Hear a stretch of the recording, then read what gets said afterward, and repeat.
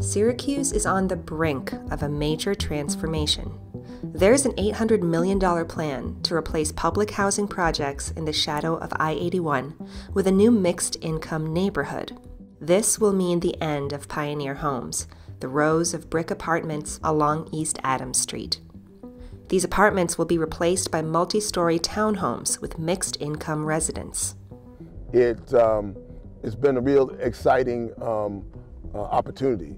So the thing that we're trying to do here is get rid of all of these super blocks and break them up into streets that are more walkable and safer. I think most of the things that the tenants want is greater security.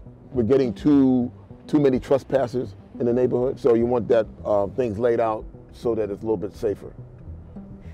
Back in the 1930s, that was what Pioneer Homes was meant to be. The Syracuse Housing Authority brochure at that time called Pioneer Homes modest but modern, a neighborhood of safe and quiet living. A lot of people want to know, hey Bill, how have you kept these properties up?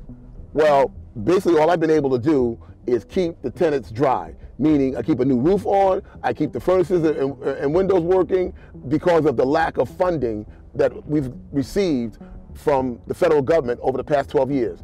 We've been dying the death of 1,000 cuts. Part of the effort is to connect these neighborhoods to downtown, SU, and upstate medical. Future phases of the projects will redevelop thousands more units owned by the Syracuse Housing Authority. But one activist worries the plan to attract doctors and downtown workers to what has historically been the poorest zip code in Syracuse may just not be realistic, at least not at first.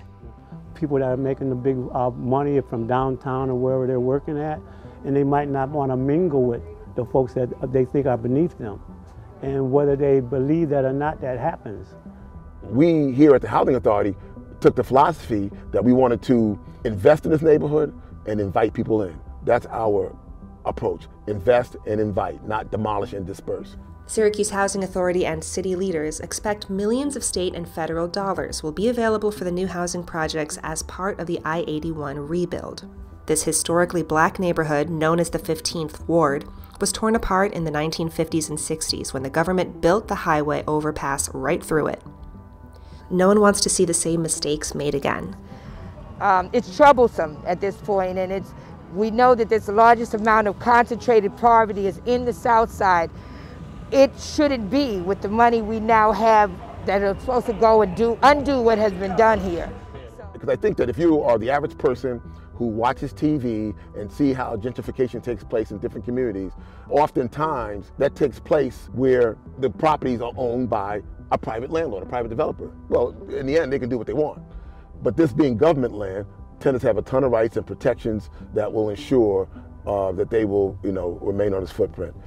And this has been done successfully in so many other cities. My understanding is affordable housing wasn't supposed to be forever. It's supposed to be an upgrade. This is the upgrade that everyone's been asking for. Get the upgrade. These properties being located between an emerging downtown and a University Hill with all the employers, you can really put together a highly marketable and desirable neighborhood.